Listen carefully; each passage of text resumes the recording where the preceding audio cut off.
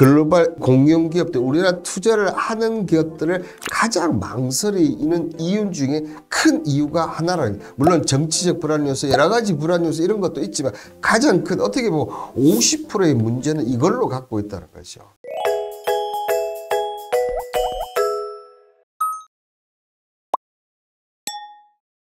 여러분들을 퍼스트 클래스로 만들어줄 방송 투자캠퍼스의 홍반장입니다. 벌써 한 주가 다시 시작되는데 이번 주는 이제 명절을 앞두고 있어서 4일밖에 남지 않았습니다. 1월달 시작한 지가 얼마 안 됐는 것 같은데 정말 시간은 빠르게 올라가고 우리 투자의 관점에서는 투자는 점점 어려워지는데 그럴수록 여러분들 조심을 잃지 말고 스텝 바이 스텝을 하시면 되지 않을까 생각됩니다. 오늘의 투자 캠퍼스 강의 내용은요, 기업 밸류업 프로그램 도입. 요즘 주식 시장을 뜨겁게 달구고 있는 정말 이 기업 밸류업 프로그램 도입, 이 관련해서 좀 얘기를 드리면서 과연 우리나라도 같은 효과를 볼 수 있을까? 여기서 같은은 여러분들 아시는 분은 아시겠지만 일본입니다. 일본처럼 같은 효과를 볼 수 있을까? 이 내용으로 시작하도록 하겠습니다. 자, 먼저 이 기업 밸류업 프로그램 도입 관련해서 좀 얘기를 먼저 드리면요. 자, 금융당국이 우리 증시의 고질병인 코리아 디스카운트, 일명 이제 한국 증시 저평가를 이제 코리아 디스카운트로 얘기하는데, 이걸 해결하기 위해서 자, 정말 많은 것들이 있었지만 안 됐지만, 자, 이번에 이 기업 밸류업 프로그램 도입을 하면 코리아 디스카운트를 해결할 수 있지 않을까 금융당국이 밝혔습니다. 자, 국내 증시 개별 종목의 저평가 문제를 풀고 기업들의 주가 부양을 위한 노력을 의무화할 방침이다, 이렇게 얘기를 하는데요. 자, 아직까지 실행을 두고 구체적인 일정이 나오지는 않았지만 최근 금융당국이 발표한 주가 부양책 중에서는 가장 실효성이 높다는 평가가 나타나고 있다. 자, 일부 저 PBR 종목들 관련해서는 움직임이 나타나고 있죠. 그래서 이 금융당국 취지처럼 국내 증시가 레벨업 될 수 있는지 기대감이 커지고 있다, 이렇게 얘기를 하고 있는데, 저희 생각은 1강 이제 마지막 마무리 부분에 좀 언급을 드리도록 하겠습니다. 앞서 이제 지난 19일 날 이 기업 밸류 프로그램을 시행할 계획을 밝히면서 세부 내용으로 크게 4가지를 밝혔는데요.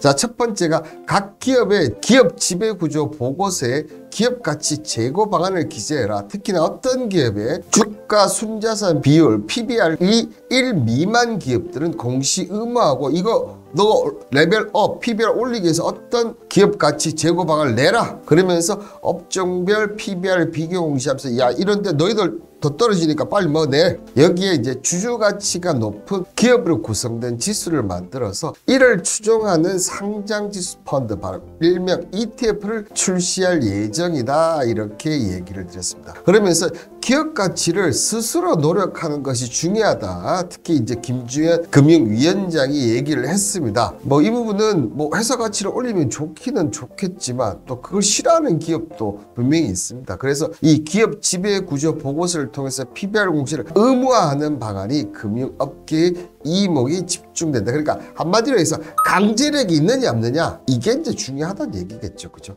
자, 여기에 이제 최상목 경제부총리 같은 경우는 1일 비상거시경제금융 관련해서 미흡한 주주 환원과 취약한 지배구조 개선을 위해서 우리 증시의 매력도를 높일 것이다. 그러면서 이달 중으로 발표를 하겠다. 특히 미흡한 주주 환원은 무슨 얘기겠습니까, 여러분들? 배당이죠, 결국은. 배당을 높이겠다, 이렇게 하는 얘기인데, 저도 이제 배당 관련해서 많은 그 얘기들을 좀 들었었는데 이 부분은 이제 뒤에 또 언급을 좀 드리도록 하겠습니다. 자, 이런 기업 밸류 프로그램은 배당과 자사주 소각 등 주주 환원을 확대하는 상장 기업을 압박해서 증시를 부양한 일본을 벤치마킹하는 내용이 주 중심인데요. 자, 배당을 많이 하고 그 배당을 통해서 뭡니까? 자사주 소각까지 가는 이런 로테이션을 만들겠다. 일본은 이런 뜻에서 제가 한글로 기억나고 있습니다. 그러면서 작년 4월에 일본 도쿄증권거래소가 주가를 주당 순자산 가치로 나눈 PBR이 1배 미만인 저평가 상장사들의 기업 가치를 높이기 위해서 구체적인 방안을 요구하는데, 여기는 강제적 방법도 동원을 합니다. 한 가지 예를 들면 2026년까지 이걸 해결 못하면 너희들은 상폐야, 이런 강력한 수단까지 도달했죠. 이러면서 상장사들의 주주 친화 정책을 쏟아내면서 일본 증시는 어떻게 됐습니까? 34년 만에 최고치를 기록했죠. 지난해 일본 도쿄 증권거래소 일본 상장기업의 자본 수익률 일명 ROE라고 얘기합니다. 자, 그리고 PBR이 다른 나라에 비해서 지나치게 저조했다. 뭐 PBR은 뒤에 나오니까 좀 기다려 보시고, 자본 수익률 쉽게 얘기하면 대주주 있지 않습니까? 대주주가 이 회사를 건립할 때 얼만큼 투자를 했는지 쉽게 설명을 드리면 그렇습니다. 그러면서 1월과 3월 두 차례에 걸쳐 PBR이 1보다 낮은 기업의 경영 개선 방안을 공개하고 지시를 했고, 이에 일본 기업들은 현안 분석과 ROE 목표, 주주 환원 방안들을 지속적으로 발표하면서 자, 프라임 시장 상장사 1,800곳 중에서 PBR 1 이하 기업이 51%에서 41%, 10%나 줄었다. 그러니까 그 기업들 중에서 빨리 지금 탈출한 기업이 10% 정도 된다는 거고, 나머지 아직까지 어떻게 됩니까? 41% 기업들은 탈출을 못하고 있다. 그죠? 자, 그런데 이런 저평가는 일본에 비해서 우리나라가 훨씬 더 저평가가 되어 있다. 지난달 23일 금융업계에 따르면 지난해 말 기준 국내 상장사의 평균 주가 순자산 비는 1.1배로 일본의 1.4보다 낮게 나타났고 미국의 4.5배보다 훨씬 낮은 수다. PBR의 1.1배 미만. 이거 솔직히 다른 나라에서 상상을 할 수 없는 정도의 저평가되어 있고, 이게 바로 코리아 디스카운트인데요. 이 1.1배에서 보통 이렇게 뭐 저희들 완전 리먼 사태라든지 이런 게 했을 때는 0.7에서 0.8배 정도 됩니다. 1.1배도 상당히 저평가되어 있지만 차익에 갔을 때는 0.7에서 0.8배 정도 된다. 근데 자, 20일 종가 기준 코스피 PBR이 0.89. 지금은 뭐 리만 사태라든지 IMF라든지 뭐 코로나19 이런 팬데믹이 없었는데도 불구하고 우리나라는 지금 0.89밖에 되지 않는다. 자, 미국의 S&P 지수가 4.57배, 일본 니케이 지수가 1.41배. 이렇게 낮은데도 불구하고 특히 일본은 올렸는데 1.41배밖에 안 되는데 우리나라는 그에 비해서도 엄청나게 PBR이 낮다는 겁니다. 특히 이 산업별로 보면 금융업종이 정말 낮는데요. 자, 금융업이 0.42배, 증권이 0.38배, 보험이 0.36배, 전기 가스업이 0.31배로 5배에 비해도 가치도 못하다. 특히 이 전기 가스업 같은 경우는 그만큼, 이 얘기는 무슨 얘기입니까? 쉽게 얘기하면 땅이 많다 이렇게 보시면 될 것 같아요. 그게 땅만 팔아도 이 회사는 훨씬 더 잘 먹고 잘 살 수 있다. 이렇게 보시면 되지 않을까 생각이 듭니다. 자, 물론 그 일본이 시행하는 게 정책만으로 증시가 좋아진 건 아니죠. 이 여러 가지 경제 상황, 특히 엔화부터 시작해서 이런 호재가 겹쳐서 증시가 회복한 것은 있지만, 그럼에도 불구하고 단순히 일본의 사례만으로 보고 한국에서 효과가 있을 것이라고 장담하는 부분들은 솔직히 쉽진 않다. 그죠? 쉽진 않다는 거죠. 자, 저평가를 판단할 기준으로 일반적으로 PBR을 많이 사용하는데, PBR은 기업의 시가총액을 해당 기업이 보유한 자산으로 나눈 값이다. 회사의 시가총액과 회사 자산 수율이 동일하여 PBR 값이 1배가 되는데요. 이 PBR 값이 1배보다 작은 경우 회사의 보유한 자산에 비해서 시가총액이 작다는 뜻으로 실제 가치에 비해서 주가가 저평가돼 있다. 자, 뭐 제가 하나 예를 들면 A라는 기업이 있어요. 얘가 시가총액이 1,000억이야. 근데 이 회사가 보니까 회사 자산을, 내부적 자산을 다 해보니까 이게 2,000억이 되는 거예요. 자, 이럴 때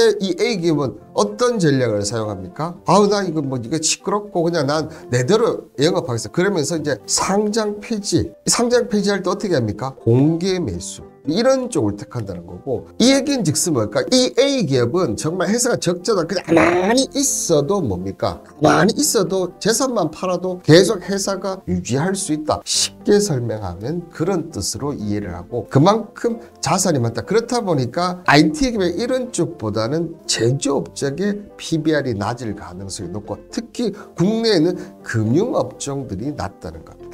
자, 그러면서 이 지난달 17일 그냥 김주현 금융위원장과 윤석열 대통령의 주재 민생 토론회 이후 2주간 종목이 PBR 저평가 종목들이 상당히 올랐는데요. 자, 그 중에서 1등은 제주은행이 75%, 그 다음에 흥국화재가 50%, 하나금융, KB금융 등등 금융주들이 강세를 했다. 그리고 자, 영업몰, 현대백화점, 신세계 등도 주가가 두 자릿수로 증가를 했다. 역시나 보시는 대로 금융주, 제주 제조업 쪽으로 IT 쪽은 거의 제가 알기로는 PBR 쪽이, 그러니까 성장주들은 저 PBR주들이 될 수가 없다, 이렇게 보시면 될 것 같아요.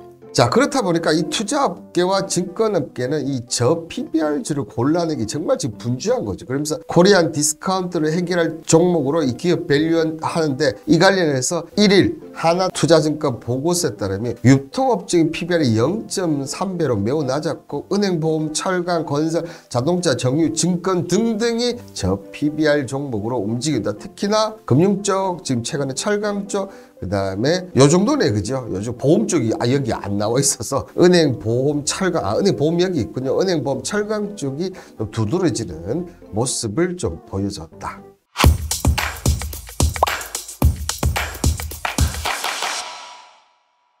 자, 그렇다면 과연 우리나라도 같은 효과를 볼 수 있을까? 먼저 이 프로그램이 도입되면 투자자들은 주가 순자산 비율 PBR과 자기자본 이익률, 그리고 주가 수익 비율 퍼, 배당 수익률 등등 주요 투자 지표들이 기준에 나열된 업종별 상장사 순위를 한눈에 보면서, 그러니까 저 PBR주, 저 RO주, 그 다음 저 PBR 이 세 개가 되니까 같은 업종에서 그리고 같은 상장사에서 순위가 나오는 거죠. 어떤 회사가 저평가되어 있는지를 한눈에 볼 수가 있다. 물론 지금 또 각 회사마다 증권회사 HTS 가보면 다 나와 있어요. 그런데 각 회사마다 나와 있죠. 그러니까 이거를 비교할 수 있는 게 없었는데, 이제는 그런 부분들을 한눈에 비교할 수 있게 된다. 뭐 투자자 입장에서는 제가 볼 때는 좋은 제도라고 생각합니다.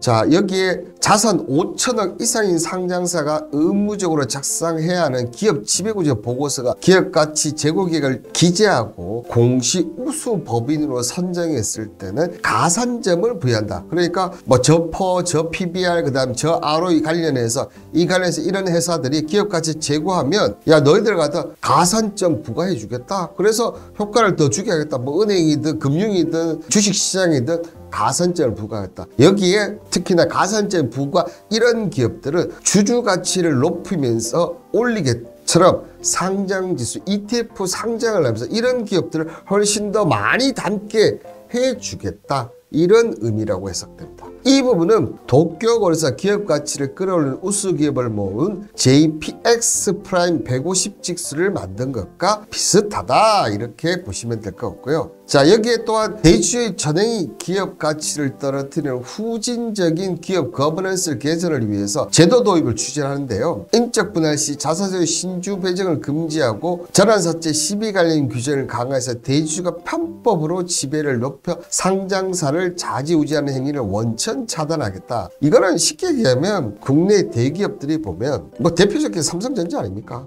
소수의 지분을 갖는 대신 이 위에 뭐가 하나 더 있죠. 여기에 대주주 있고, 삼성전자는 실제로 소수의 지분, 그런데 대주주 역할을 한다는 거죠. 이런 후진적인 기업 거버넌스를 고치겠다는데, 과연 그 인적 분할 시 이거 갖고 전환사채 되겠냐, 이런 생각이 좀 드는데, 이걸 완벽하게 고치려면 너희들 돈 들어서 지분 무조건 50% 넘겨라, 이러면 가장 확실하게 이 후진적 기업의 거버넌스, 이렇게 되면 어떤 문제가 생기냐, 대주주들이 이걸 삼성전자라면 50% 지분 맞춘다고 생각해 보십시오. 돈이 없었어요, 대주주들.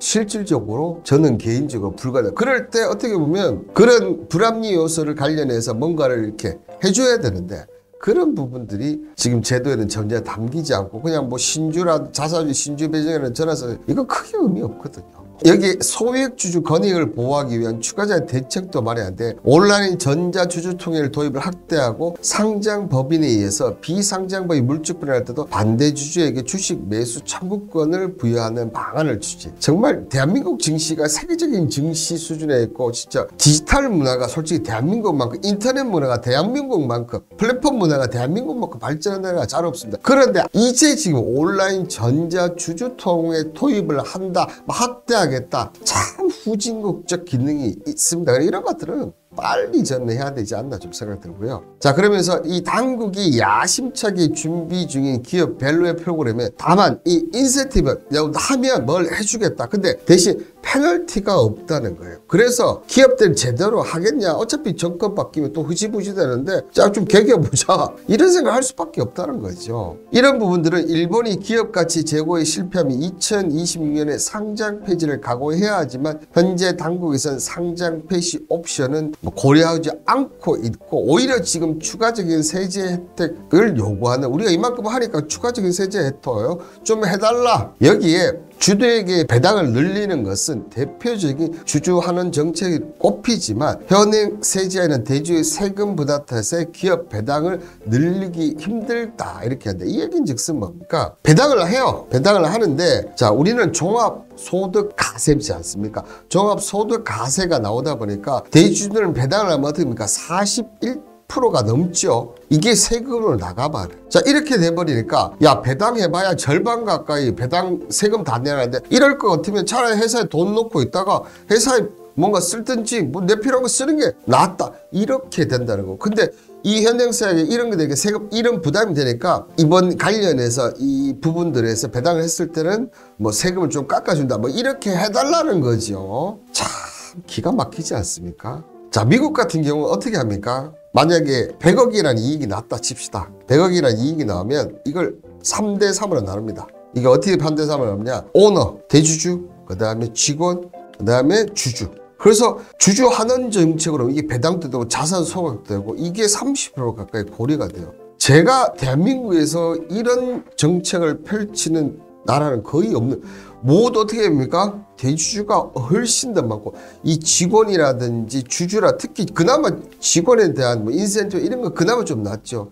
이 주주들에 대한 환원 정책은 30% 가까이 해준다는 건 저는 있을 수도 없는. 그런데 이런 부분들은 앞으로 우리나라가 저성장을 하면 할수록 주가를 올리기 위해서 어떻게 하면 이런 정책들이 앞으로 나올 수밖에 없다. 그래서 저는 주식이라는 쪽이, 야, 우리가 경제력이 떨어지고 경제성이 떨어지면 주식도 내려오느냐, 그게 아니라는 거죠. 미국이 지금은 경제성이 그나마 좀 괜찮지만 늘 보면 1% 이하였어요. 그런데 나스닥이든 S&P 500이든 늘 어땠습니까? 꾸준히 이렇게 상승을 했습니다. 그게 주주 환원 정책과 연결이 돼 있다는 거. 요 관련 부분들은 제가 이제 미증시 한번 얘기할 때 분명 한번 안 있겠습니까? 그죠? 그럴 때 한번 얘기 좀 드리겠고요. 자, 어쨌든 일본 같은 경우는 이 밸류 프로그램 가치로 해서 자, 주가가 여기서 이만큼 올랐습니다. 이렇게 하면서 PBR이 0.9배에서 1.4배로 증가를 했고, ROE 같은 경우도 6%에서 9% 이상 증가를 하는, 물론 앞서도 얘기 드렸어요. 그렇죠? 정책만으로 좋아진 건 아니다. 여러 가지 복합적인 사정이 있지만 어쨌든 이만큼 저렇게 올라갔다는 거고, 이 ROE 개선을 통해서 낮은 밸런시 문화도 점점점 보시는 대로, 그죠? 자, 점점점 올라가고 있는 모습이 보여지면서 이런 부분들은 성공을 했다. 야, 이 정책이 효과적으로 있었다. 그런데 우리나라도 과연 일본처럼 차라리 모방할 것 같으면 제대로 모방을 하든지. 근데 지금 저는 개인적으로 좀 어정쩡한 모방이 되지 않았나 좀 생각이 좀 듭니다. 자, 그러면 이 시점에서 자, 1월 2일 KRX 공시 기준을 보면 코스피 0.9배, 그 다음에 코스피 200은 0.9배, 코스닥 1.87배, 뭐 이렇게 둥둥 있고, PBR 0.5배 이하, 그 다음에 0.5에서 1배, PBR 1배 이상 여러 가지 업종이 있습니다. 그러면 어쨌든 지금은 주요 봐야 되는 게 특히나 여기를 주요 봐야 되겠죠. 그죠? 여기보다 훨씬 더 낮으니까. 그 다음에 여기로 올라오겠죠. 저 기업들 올라오면. 그런데 자, 작년에 일본이 저렇게 저런 프로그램을, 저 PBR주를 올리라는 이런 프로그램을 했을 때 우리 주식의 대가 워렌 버핏이 특히 관심을 했던 업종들이 있습니다. 그러니까 지금은 저희가 보면 뭐 금융주, 보험주, 뭐 철강주, 저폐업주 올라가고 있는데, 얘네들은 아직까지 상당히 저PBR인데 PBR이 0.458, 0.45, 0.48 이 정도밖에 안 됐는데도 불구하고 지금 전혀 반응이 없어요. 그런데 일본 같은 경우 워렌 버핏 투자를 하면서 엄청 올랐거든요. 그 종목이 그 업종이 뭐냐 하면 여러분들 상사 주식들이었어요. 상사 주식들. 워렌 버핏이 일본 상사들의 관심을 가진다고 해서 일본 상사 주식들을 실질적으로 매수를 하면서 엄청나게 상승을 했거든요. 근데 지금 우리나라는 아직까지는 그냥 개별 종목 위주로만 만들고, 이 옛날에 상사들이 안 움직이더라고요. 지금은 이름이 좀 다들 바뀌었지만 옛날에 상사하면 대표적인 게 뭐였습니까, 여러분들? 현대상사, 그 다음에 LG상사였죠. 지금 이름이 다 바뀌어서 요거는 한번 여러분들 찾아보십시오. 만약에 내가 이 저PBR 아직 정책적으로 확정이 안 됐기 때문에 계속 이렇게 중급 난방식으로 움직이겠지만 이 저PBR 일본 워렌 버핏이 가짐심을 가졌던 이 저PBR주를 한번 본다면 현대상, LG상사 저는 이쪽에 한번 관심을 가지시라고 팁을 한번 좀 드리고 싶고요. 요 관련해서 일본, 미국, 유럽, 한국, 중국, 대만가에서 퍼랑 PBR, ROE 배당 수익률 요 관련 보면 퍼는 보시는 대로 우리나라가 밑에서 두 번째입니다. 그죠? 그 다음에 PBR 같은 경우는 저희 나라 꼴찌.